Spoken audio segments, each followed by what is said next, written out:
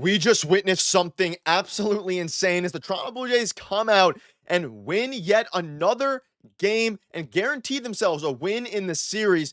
But we saw some very interesting things in this game, including some questionable decisions by John Schneider, a great outing by José Berríos, a major league debut, but also the Jays manufacturing runs in a ridiculous way. It was a crazy game. I'm going to break it all down in this episode. But before we get into it, folks, if you're a part of the percentage who aren't subscribed to the channel, this is the place to be for daily Jays content. Your guys' support has been absolutely unbelievable. If you want to help us towards the big goal right now of 17,000 subscribers, make sure to hit that subscribe button. We just hit 16.5K. Thank you guys for your continued support. Ladies and gentlemen, the Jays are 2 games above 500. They are 4-2. They're heading into now the series finale against the Nationals tomorrow.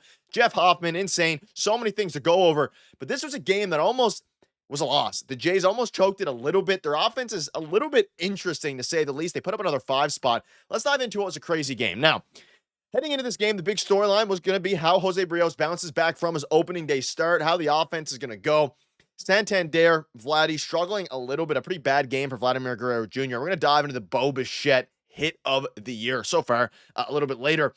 I want to discuss Andres, Jimenez, Alek Manoah, all those guys, because the top 3 of the lineup, even the top 4 tonight, the Jays manufactured runs. You see those 12 hits, ladies and gentlemen. The Jays did not get a single extra base hit this entire game, and that's what's insane about this game. They had all singles, and if this team can continue hitting the way that they are, especially from 5 down, Kirk, Springer, Wagner, Rodin, if those guys can continue to hit the way they are hitting, this team is going to be terrifying, because the top 3 has not been playing. I mean, Bichette's been great, but Vladdy, Santander have not been playing well at all. Once they lock it in, Santander is a usual slow starter, right? He always starts slow. Vladdy, swinging a little bit, got on base regardless. It was a fantastic performance from Alejandro Kirk, who's lacing baseballs. George Springer was having the best start to the season in years. Will Wagner looks absolutely fantastic. He had a fantastic sacrifice bunt. He had 2 singles, and even the one out that he had, even then, it was a great play by C.J. Abrams, who robbed. And I think without C.J. Abrams playing for the Washington Nationals, they probably would have had a ton. They probably had 7 runs, maybe 9 runs after the couple of other things. But a few things to go over here. Now, Bichette, obviously, the Jays were up 3-0. They put up a 3 spot in the second inning, all manufactured runs. I still like the way they're playing. You go out then, and you don't get any more runs. You are getting runners on every single inning, but you're not driving them home, which is, the runners in scoring position thing is always going to be a little bit scary. But what that, allowed to happen was Bichette having to come up clutch. But José Berríos, fantastic game. But they had to, he gave up 2 runs, a bit of Babic luck, like a fluke single that scored 2 runs. It is what it is. Yariel Rodriguez came in. He technically gave up a run.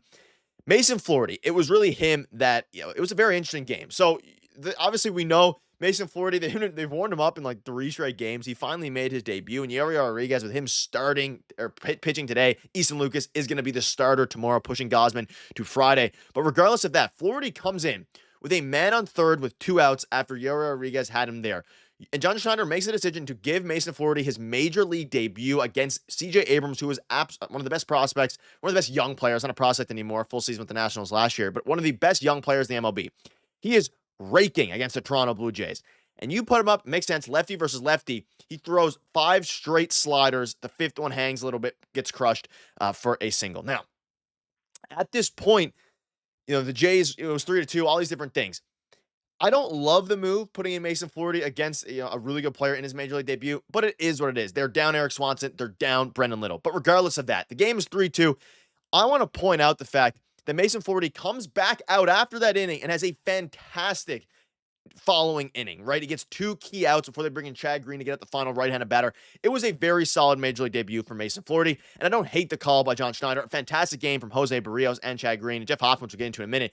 But Bichette now, they decide to play some small ball. Alan Rodin comes up to the dish, in theory, with a man on third, okay? A man on second and third with 1 out. What you need when the man on second and third with 1 out is contact. You do not want to strike out. Hand up, I'd rather they hit Rodin here. You can have a strikeout here, and he feels less likely to strike out than Schneider, even with the platoon advantage. They had a lefty on the bump who's a little bit erratic, but throws absolute gas. The last thing you want is a strikeout on men in second and third when the game is 3-3. They pinch hit for Alan Rodin, who was having a fantastic game, was having a fantastic season, especially swing-wise. He hit 107.6 miles per hour in this game.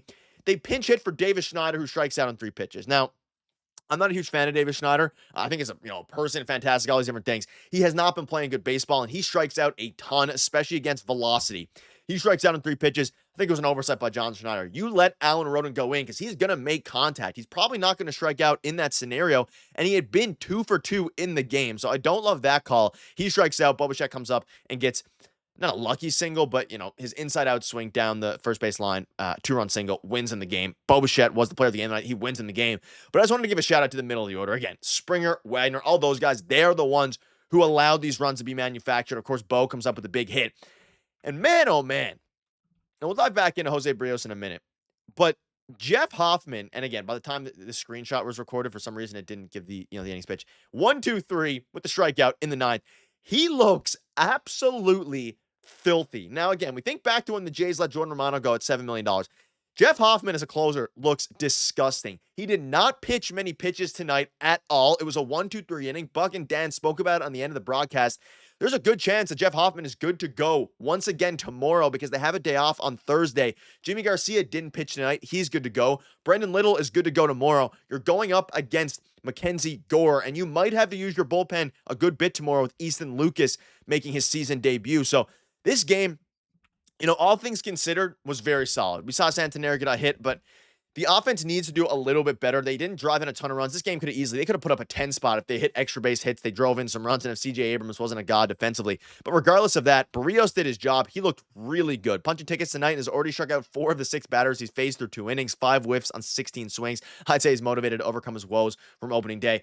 Even with, the couple runs that Berríos gave up, he had nasty stuff. And sometimes it's going to happen, especially with Berríos. 3rd time through the order, he tends to struggle a little bit. Going up against a left-handed hitter, struggle a little bit. 8 Ks, 3 walks. Fantastic game for Berríos. Yariel, interesting. He looked okay. And seeing how he's going to do, he's pumping 98. His command was a little bit iffy. And he was, of course, dinged with the earned run. Mason Flaherty inherited the runner, inherited CJ Abrams, and, of course, also inherited the runner. Didn't inherit CJ Abrams, but inherited the runner, and then CJ Abrams was the one he faced who got the hit and drove in the run. So that was, of course, Yariel's. But a fun game, a fun game. Mason Flaherty, major league debut. You have Chad Green. You have Jeff Hoffman dominating. The pitching staff looks good. And I still think ultimately their offense is a lot better. They're putting up 5 runs. They're averaging over 4.5 runs a game, 4.5 runs a game they're averaging. And they're doing that without even hitting home runs. They have not been hitting home runs. A ton. Jimenez hit one, has hit a few, 3 this season. But regardless of that, you're at the point now where the offense looks better. The defense is very good to elite. The pitching staff looks solid. You're still going to have to see who goes tomorrow. And now the Jays are 4-2 in a very tight AL East. Obviously, it's the beginning of the year. And they go out tomorrow with a chance to sweep the series against Mackenzie Gore, who is by far the Nationals ace. We're going to keep you up to date all season long. Ladies and gentlemen, a fantastic win. Baseball's back. Super exciting. Thank you guys for watching.